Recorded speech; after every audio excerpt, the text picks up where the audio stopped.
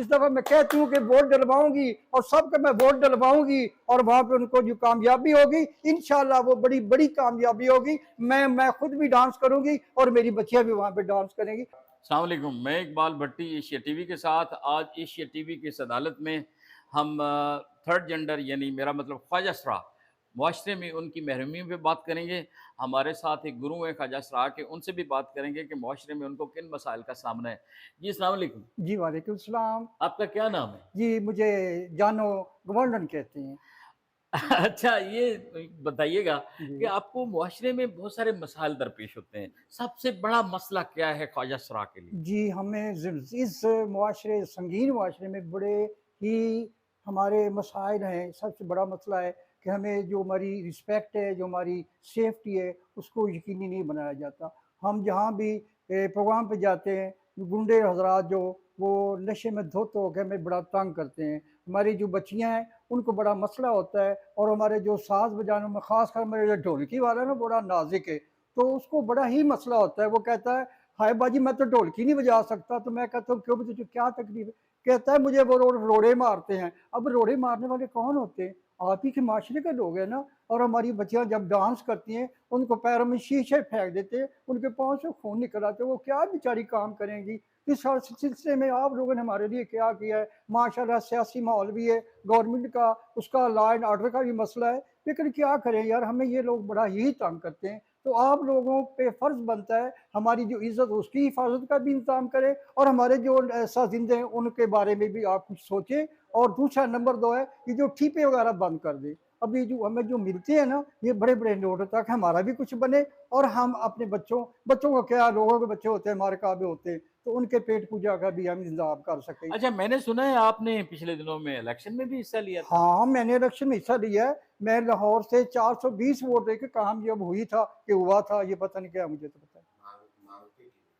अच्छा, अब उसमें आपके जो ख्वाजा सरा आपकी अपनी कम्युनिटी के लोग हैं, उन्होंने भी तो आपको पूरी तरह सपोर्ट किया था। जी, बड़ा किया है उन्होंने, मुझे इतना सपोर्ट किया है कि जिसकी हद नहीं मिलती। उन्होंने अपनी सारी की सारी कमाई मुझ पर निछावर कर दी। ऐसे मुझे नोट दिए ना, जैसे वो देते हैं, वो तमाशे में देते हैं, लेकिन वो बेचारा तमाशा उन्होंने क्या करना था। आपकी कैंपेन में उन्होंने बड़ा बढ़ चढ़ के जी ढोलकियों के ऐसे साथ ही, हिस्सा लिया हाँ था। ऐसा उनके साथ बाजे चिमटे ढोलकियों के साथ उन्होंने मेरे साथ जुलूस निकाला। लोग हैरान हो गए, हाय कि ये पता नहीं कौन खड़ा हो रहा है। तो मुझे अल्लाह के फजल से और गुरु की दुआ से मुझे बड़े ही वोट डले थे। लेकिन वो मेरी बदकिस्मती है कि मेरी बीमारी की वजह से ना मेरा थोड़ा सा ना वो मसला हो गया था। अब वो मैं ठीक हूँ, अब मैं अच्छा, ठीक हूँ। अब आप फिर आपने इरादा किया हुआ है कि दोबारा इलेक्शन जी, लड़ेंगे। मैं इंशाल्लाह मैं 100% मेरी उम्मीद और ख्वाहिश है कि मैं इस दफ़ा फिर इलेक्शन लड़ूँ और अपनी जो कम्युनिटी है उसके बारे में आपको यानी यकीन दिलाती हूँ कि आपके लिए बड़ा अच्छा काम करेंगी। और जो बेचारे गरीब लोग हैं उनके बच्चों पे वो ऐसे मुफ्ती उसकी वो बधाई बगाएंगे। ठीक हो गया। आपने अपने बड़े गुरु के नाम पे अपनी पार्टी का नाम भी रखा है और इस दफा आप जो इलेक्शन लड़ने जा रहे हैं और इलेक्शन की जो कैंपेन है, हाँ जी। इसमें सारे ख्वाजा सुना है फिर से इकट्ठे जी हुए और बिल्कुल आपने हमारा अपनी पार्टी का नाम अपने बड़े गुरु के नाम पे गुरु, रखा हाँ, है। गुरु सच्चल सिंह के नाम पे हमने अपना नाम रखा पार्टी का, गुरु सच्चल सिंह पार्टी। तो वो इंडिया से उनका तलक था, अभी हम उनको ही फॉलो करती हैं जितनी हमने ना। नहीं, पाकिस्तान में तो आपको चाहिए कि कोई ऐसा नाम रखे ना जो पाकिस्तान के मिजाज के हिसाब से हो। वो ऐसे ना ये इस इलेक्शन पे ना मैं इंशाल्लाह एंड पे ना एक दावतनामा और एक मैं जलसा करूंगी। तो उसमें हमने वो सच्चल सिंह को ना छोड़ के हमने अपने पाकिस्तानी गुरु का नाम हमने रखा है। जैसे सजाद है साहब, सजाद साहब हैं हमारे, हमारे वो पार्टी के मेंबर भी हैं और वो माशाल्लाह अब उठसे गुरु, उठने वाले गुरु हैं, तो उनके अच्छा, नाम पे। मैंने ये हाल ही में मुझे पता चला है, मैं आपसे जानना चाह रहा हूँ और हमारे नाजरीन भी जानना चाह रहे हैं जी कि आपने जलसा जो अनाउंस किया मीनार पाकिस्तान में जलसा किया और साथ आपने ये भी बताया है कि वो पाकिस्तान की तारीख का बहुत बड़ा जलसा होगा, पूरे हाँ, पाकिस्तान से मैं ख्वाजा सरा उसमें आएंगे। इस हवाले से जरा वजाहत से मैं बताइए। यकीन करें आप मुझे इस बात, मेरी बात को गौर से सुने कि हमारे जो ज्यादा बच्चियां बच्चे हैं ना वो सियालकोट से तल्लुक उनका है। वहाँ पे उनकी आबो हवा, सियालकोट की आबो हवा, वहाँ पे गाने बजाने का बड़ा शौक है लोगों को, सुनते भी हैं और सुनाते भी हैं, बजते भी हैं और बजाते भी हैं।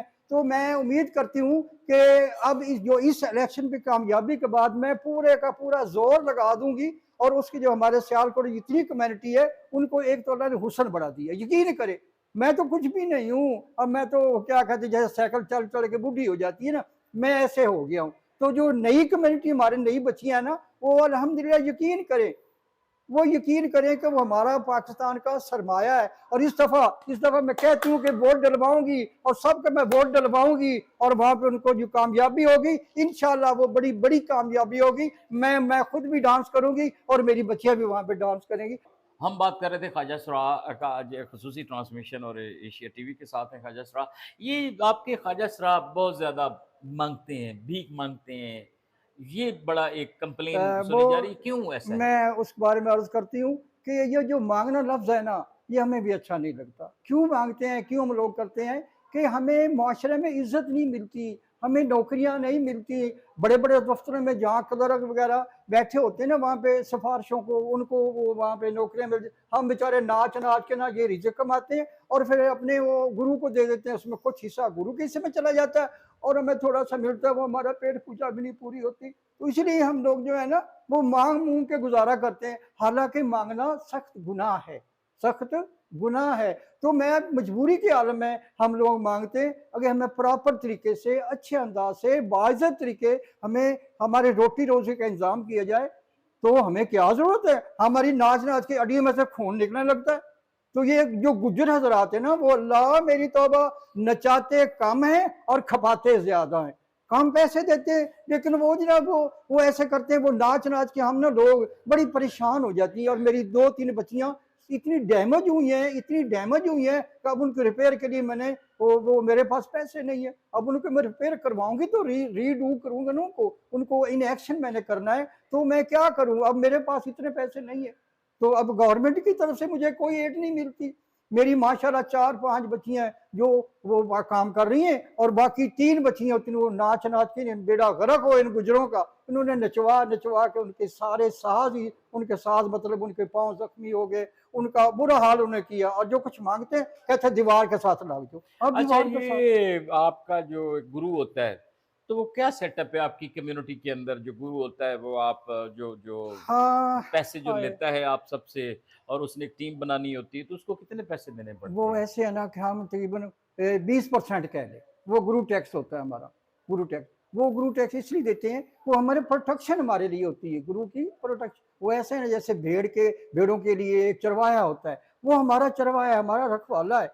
तो उसके बगैर हमारा जिंदगी गुजारा नहीं होता। अब क्या करें, वो उनको देना भी जरूरी होता है और अपना पेट पाले। और जो सबसे बड़ी बात यह है कि जो हमारा मेकअप का सामान है ना, वो फल्ला, वो इतना महंगा है कि मैं क्या बताऊं। अभी से ये देखिए एक लिपस्टिक है, वो 450-500 की आती है। तो बताएं बताएं हम लोग क्या करें। हमें तो मजबूरी के साथ ये अपना नाच गाना करना होता है ना, हमें अपना फैशन भी बनाना होता है और साथ हमें अपने वो क्या कहते हैं उसको, नाज़रीन, मेकअप का आपने सामान। ख्वाजा सरा के मसाइल सुने और बहुत सारी तकलीफ़ें इनकी थी, वो आपने सुनी। मिलेंगे एक और वीडियो के साथ। इकबाल भट्टी को दीजिए इजाज़त। खुदा हाफ़िज़।